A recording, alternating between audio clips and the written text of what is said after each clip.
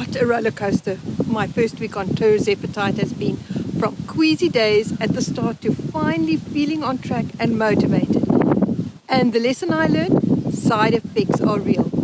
But it wasn't all rough and I managed to start building momentum this week. I reset 2 of my old but powerful habits and cleaned out my grocery cupboard. Join me as I chat about that and how T-Tide works, possible side effects and the so-called Ozempic phase. I'm the Forest Fairy. Welcome to my corner of the woods where I'm rebuilding, revamping, redesigning a magical life and hopefully inspire you to gather your own fairy dust. Hello everyone, I hope you're having a fabulous week. What a start. 7 days ago I began Tirzepatide, the injectable that's making headlines for weight loss. Now most people use it long term, but I've committed to just a month or 2. Why? To see if it can quiet my food noise long enough to reset and rebuild some healthier habits. So this series of conversations isn't just about T-Tide. It's about balancing medication with real sustainable lifestyle changes. And today I'll share how it actually works, the side effects, and how my first week really went. But to understand why I felt the way I did this week, we need to look at how Tirzepatide works. And importantly, the side effects.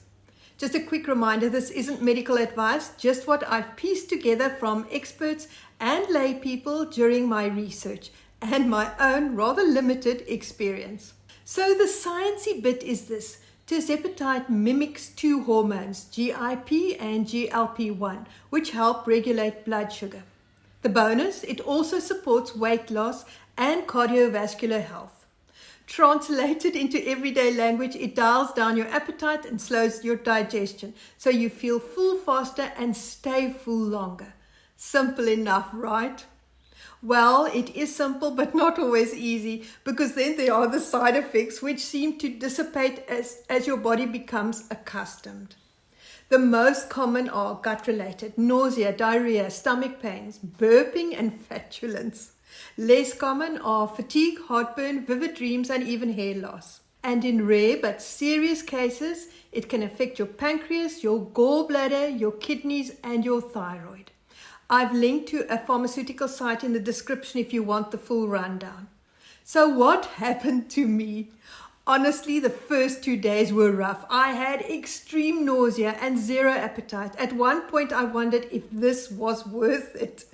Thankfully, by day 3, the nausea eased, and now it's only the occasional queasiness and some burping.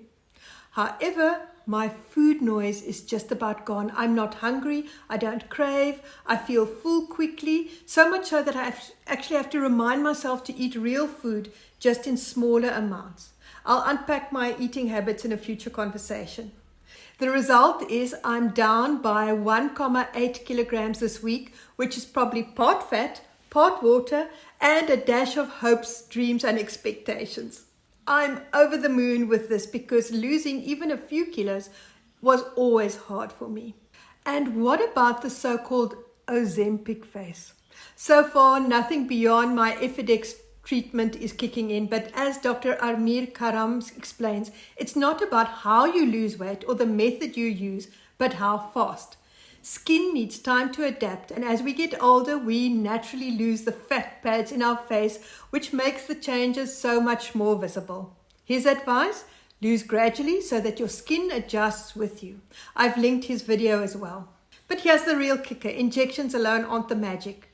Without rebuilding my habits and addressing the deeper issues, none of this will stick. And that's exactly why I'll be implementing 2 to 3 healthy habits per week again. They'll range from small ones to biggish ones. And this week I focused on resetting 2 simple but powerful ones. Plus I did a much needed tidy of my grocery cupboard. The first habit I've been brushing up on over the past few weeks is my water intake. Because if there's one simple habit that can completely change how we feel, it's water. I know for myself when I'm tired, foggy, headachy, or even snacky, it's usually not hunger, it's dehydration sneaking up on me. Now on T-Tide, water is even more important. The medication can slow digestion and sometimes cause queasiness or constipation. And staying well hydrated helps ease these side effects. keeps my energy level steady, and stops that heavy, sluggish feeling. But beyond tea tide, water supports every single cell in your body, regulating temperature, cushioning joints, flushing out toxins, and even boosting focus and mood. And it's free and easy. For me, I don't drink cold or fridge water. I prefer it lukewarm. Traditional Chinese medicine teaches that ice cold water can dampen our digestive fire, while warm or room temperature water keeps energy flowing. So that's what I lean towards.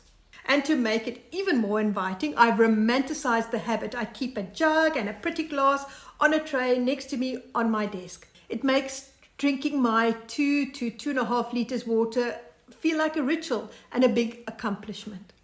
So if you're also working on your health reset, maybe an easy start is one like your water consumption.